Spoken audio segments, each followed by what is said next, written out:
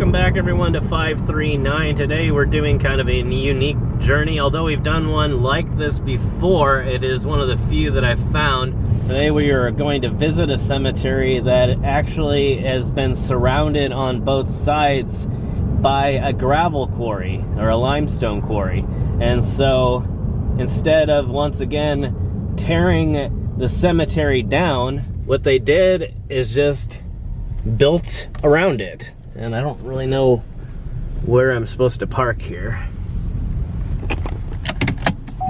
And it appears to be an old historic 1800s graveyard that is just decaying here. It's not in great condition, it's not in terrible condition, but I think it's a really interesting location. And again, the fact that they saved it instead of just bulldozing it or moving it is remarkable, because that's exactly what usually happens in these cases.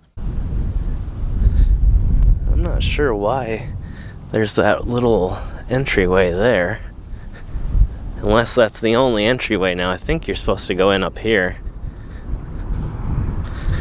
You can see there's a lot of empty space here.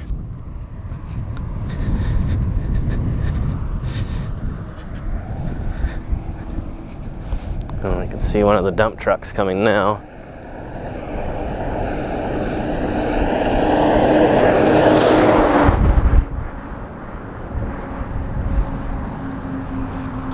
Okay, so yeah, we can still get in here. They just have a tiny little chain here to keep it closed, so we'll carefully keep that hanging there. Oh, no wonder it doesn't physically reach far enough anymore to...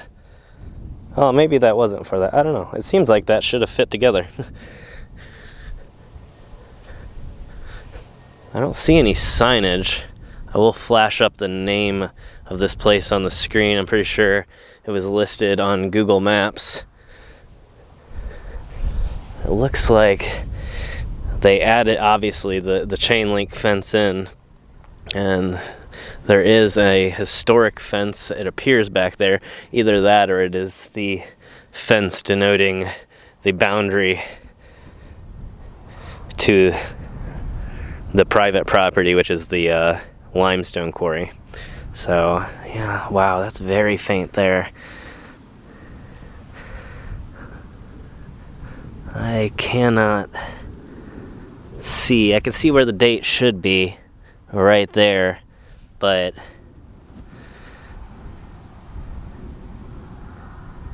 yeah, that's too bad. But again, a lot of this place isn't in terrible condition. Though this is interesting. Really interesting name, and I'm not sure what is with, unless if, okay, let me venture a guess again. I think this is Jason White, and this is just a very, very interesting way of creating the memorial.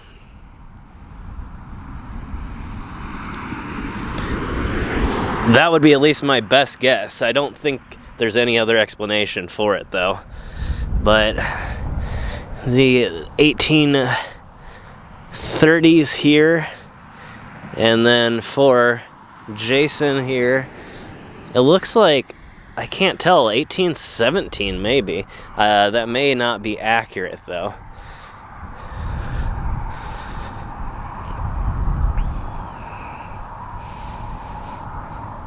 So an incredibly historic place so far. And again, once you get here, you can see that it technically is in a lot worse condition than what it appears when you just first drive by, which is probably one of the main reasons that places like this don't get as much help as they should, because people drive by and at first glance what they see is this, you know, and everything looks fine.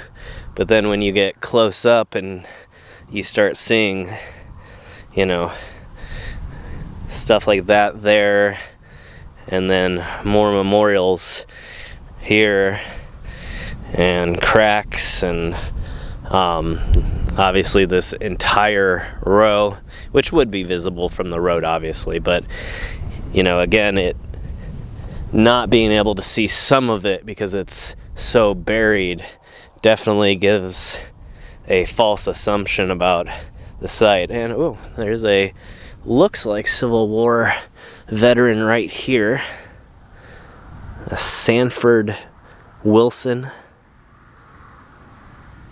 of the 44th Ohio Infantry, excuse me.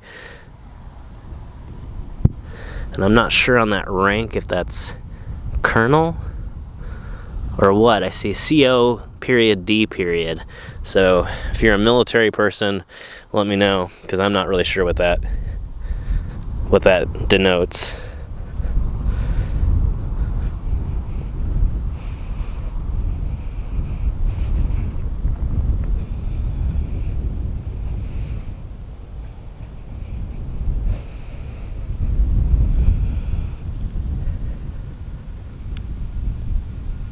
I can get, looks like an 18.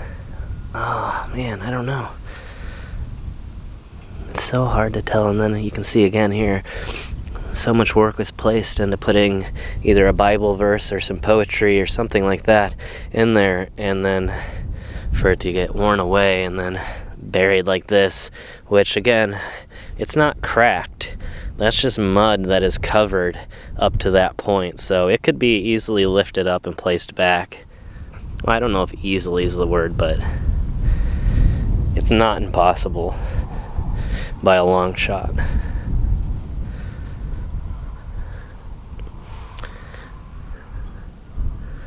And this is 1869. I was thinking that was 1870. I don't know that they do appear to be related. This is the same last name, so that might be accurate.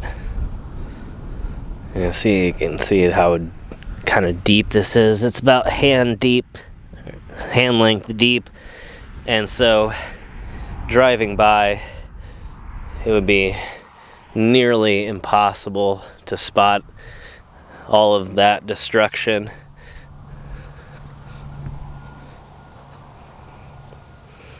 There's a Rachel Wilson of 1852 apparently. And see, these are very clear. You can see 1873 there, and then right next to it, just utter decay and destruction.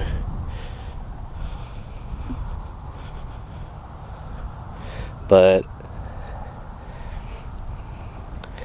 at this point, it's kind of just waiting, because it could be saved.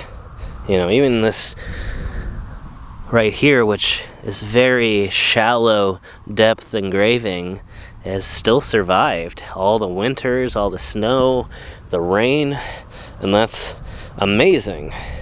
Yet it does need to be placed back up, so it's just sad to see.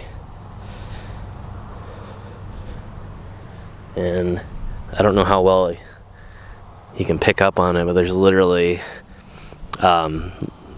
traffic right over this hill here, the dump trucks and things carrying the limestone.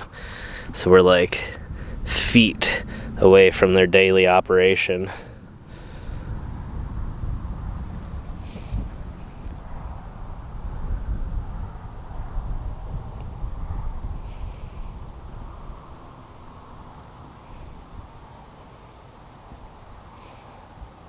So we'll have to see what ends up happening to this place. It's kind of up in the air at this point. It doesn't seem like they're trying to do anything, but it is cared for in the sense that someone is coming here and mowing the grass and trimming the weeds and things like that. So there is some level of maintenance being done, but clearly not enough, and whoever is doing it needs some additional help. I'm not sure. I think this is an actual graveyard. I think it was listed, if I remember correctly, it was listed as a Baptist graveyard. And so I'm not sure if there's a local church or Baptist organization that still cares for the place, or whether it is in the care of the Limestone Quarry, the business that owns that, or maybe even the township. I'm not really sure. And a definite veteran's grave here.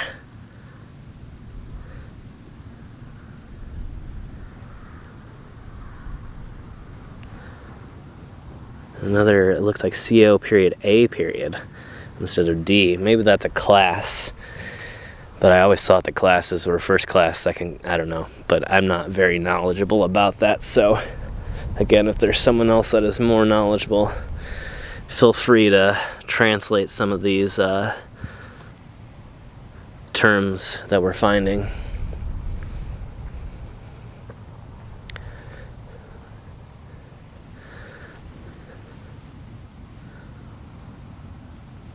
So this is 1850, and it is listed as a veteran. So it could have been that this was actually a War of 1812 veteran here. It's, I suppose, also possible that it's a Revolutionary War, but I think far less likely, based on the date. But had they been born not too long before, then it could have been possible if they were in their very early, maybe in their teens or early 20s. But still, that would be probably quite a stretch. So I'm guessing War of 1812, or maybe some of the other conflicts that we had. Obviously, there were a lot of skirmishes and things that were going on with Native Americans at different times, so it could have unfortunately been a situation like that. However, it's kind of hard to say. I'd say it's more likely probably that it's War of 1812.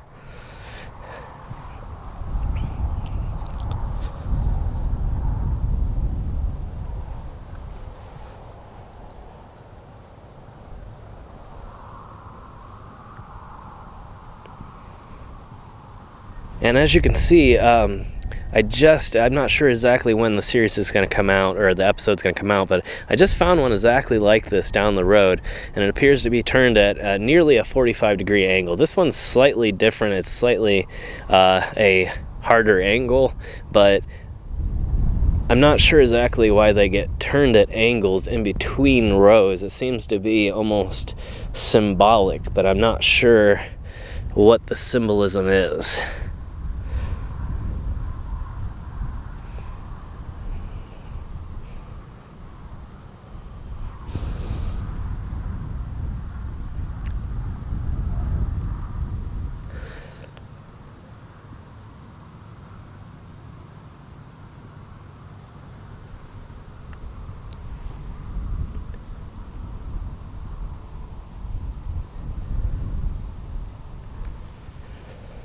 Very interesting. It is made to look like, I'm not sure if it's meant to look like a pile of stones. Obviously on the bottom it looks that way, but it kind of looks that way on the top. But it also reminds me of the log memorials, not necessarily the woodmen of the world, but the stacked log memorials, which I'm not sure are actually associated. And there are a scattering over this way. I think first I'm going to go check along the edge of the fence, as well as this section here behind us, and then we'll head to the back there. I want to say this might be something right here. You can see where some cement has been laid over the years, possibly to reinforce things. So there's a definite possibility of things that have been lost here over the years. And this is the hill going over to the quarry. And again, I don't know historically where the actual border would have been. This is just a newer chain link here, and so it theoretically could have gone further, but the fact that they saved it, to me, seems to make that theory kind of unlikely, because if they went to all that trouble to save this place, why would then they cut half of it off or a third of it off or whatever? You can see what appears to be an older piece of metal here that was probably attached to some fencing at one time.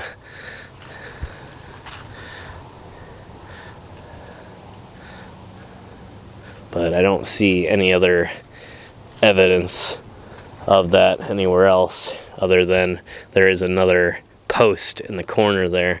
There is, like I was saying, something in the middle here,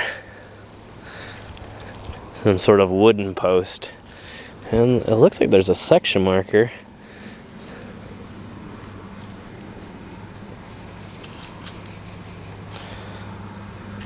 Incredibly muddy. I am walking on the grass though, so don't worry.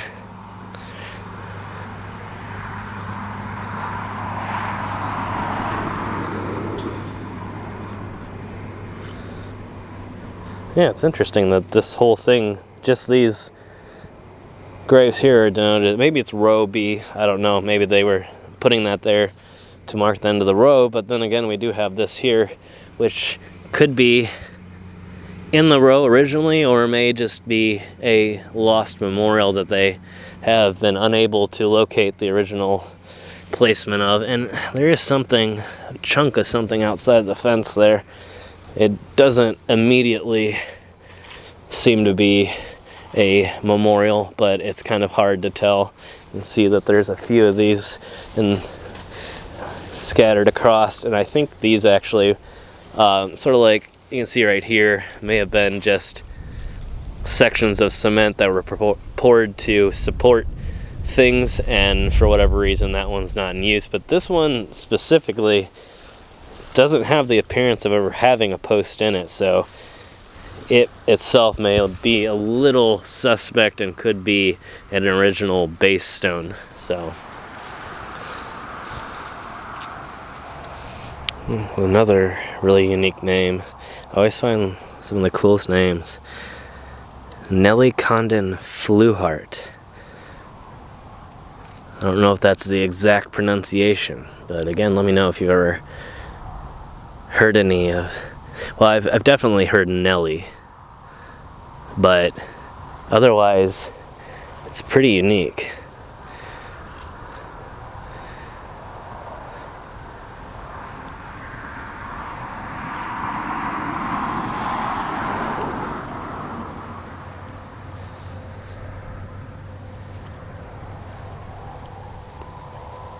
And next to it, another incredibly unique name, a Bloss bird.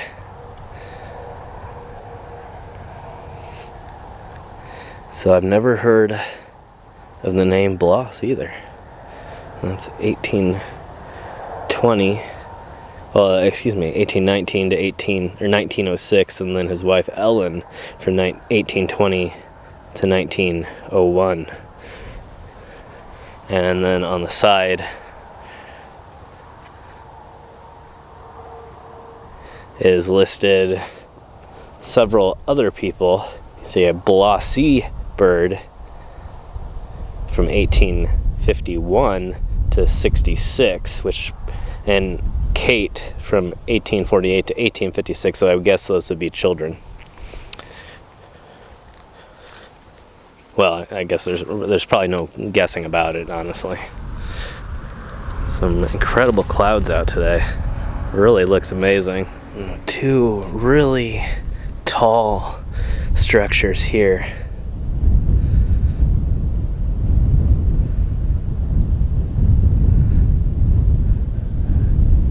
And we always find these incredibly tall obelisk markers, a lot of times in the strangest, I wouldn't call it strange, but sometimes when you're in these small little cemeteries like this, and most of the memorials are just your average headstone like, and then you have several of these massive obelisks standing out. It is kind of a, I don't know, a weird coincidence, I guess. Not really, but it just feels like it.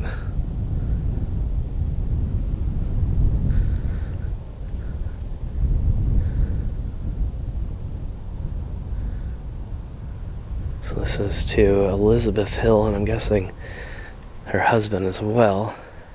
Yeah, I believe this is, or it might be.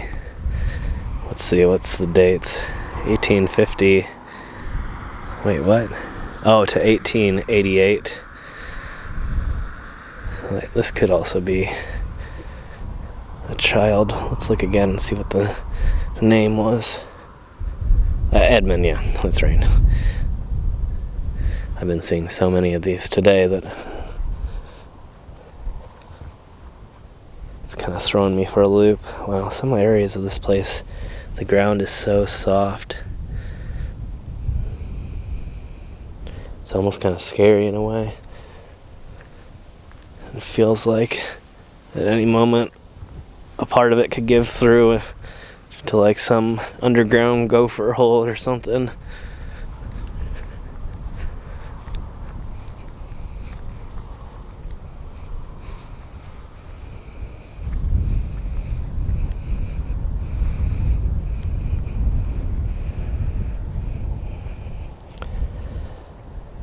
And some more stuff that has fallen down and been flattened into the ground.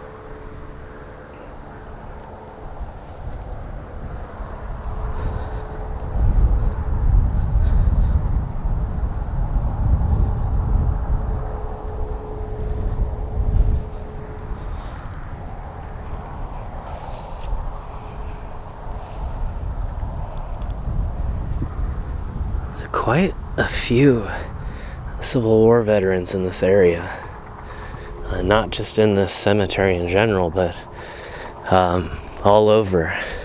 And obviously that's kind of the case in some ways for all cemeteries and Civil War veterans, but there are definitely kind of these odd hot spots where there's just incredibly large amount of veterans, and some of that could be because of the military bases in the area. It is kind of a military area and probably was historically as well, and so that may answer a lot of the questions as to why in this area there's such a high level of military veterans in the graveyards and cemeteries.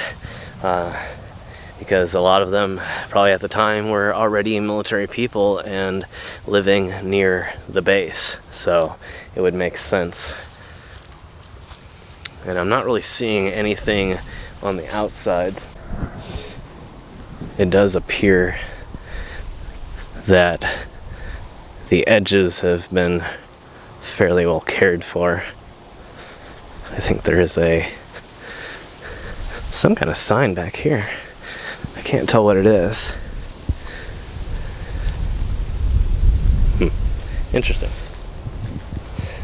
But I would venture to guess that most of this is in use and not empty still, and that many of the stones are simply buried a lot like this one, but instead of grown over.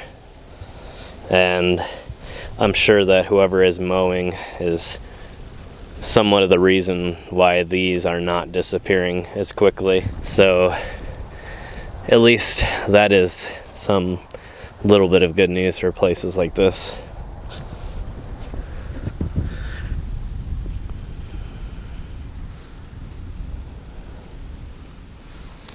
Almost impossible to read. And then we can see, it looks like one that's nearly buried completely with only a historic veterans marker to denote the exact position. And this, unfortunately, you can see just a year.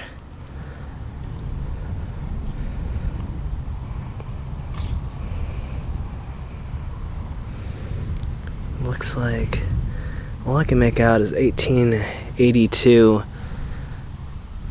and then class of something of something university. So they were marking in when they had graduated. Also something I've never seen on historical grave markers. Not that I can say I've ever seen it on any modern ones either.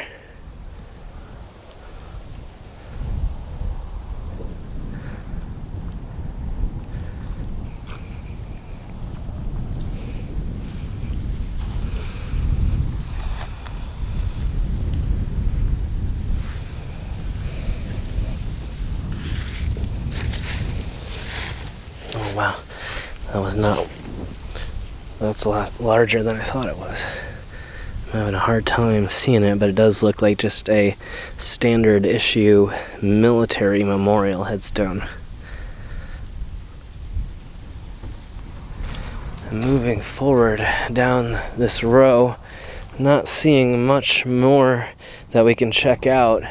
But we do have this tiny little one over here, and then another section of decayed stone here.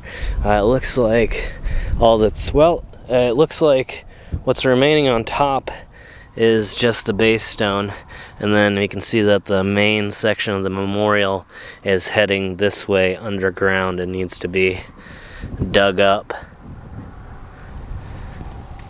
There's some pretty large stones on the other side here, but I'm going to just guess that that's just all build up from the quarry here.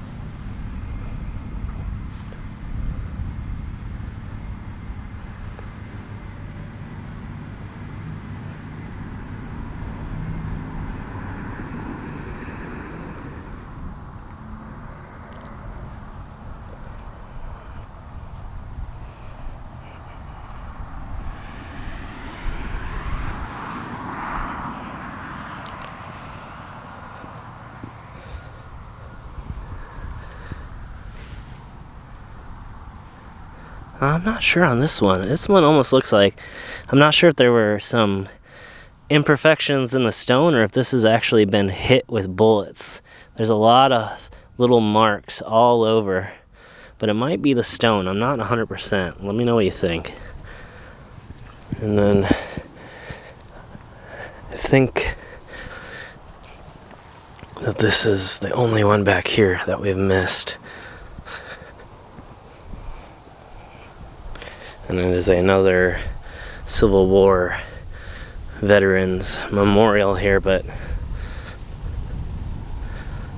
incredibly hard to read. At least off camera. I may be able to improve it a little bit back at home. You can see how they have secured the veterans markers in place so that they don't come up very easily, even though that one is almost there. And two incredible ones here. I'm guessing granite memorials that have really stood the test of time so well.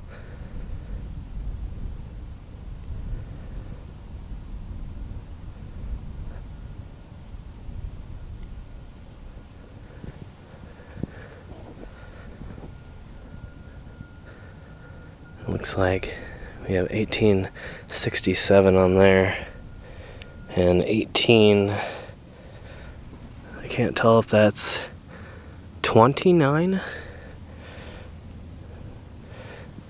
It may not be, I'm not sure. Well, it's looking like that's about all there is to see here.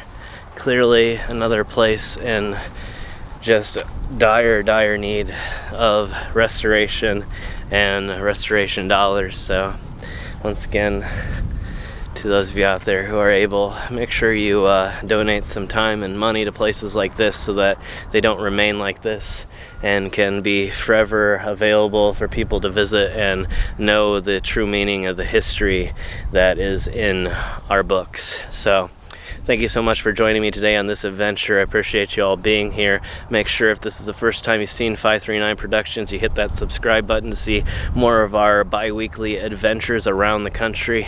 And make sure to give the video a thumbs up if you enjoyed. So thank you very much, and see you in the next adventure.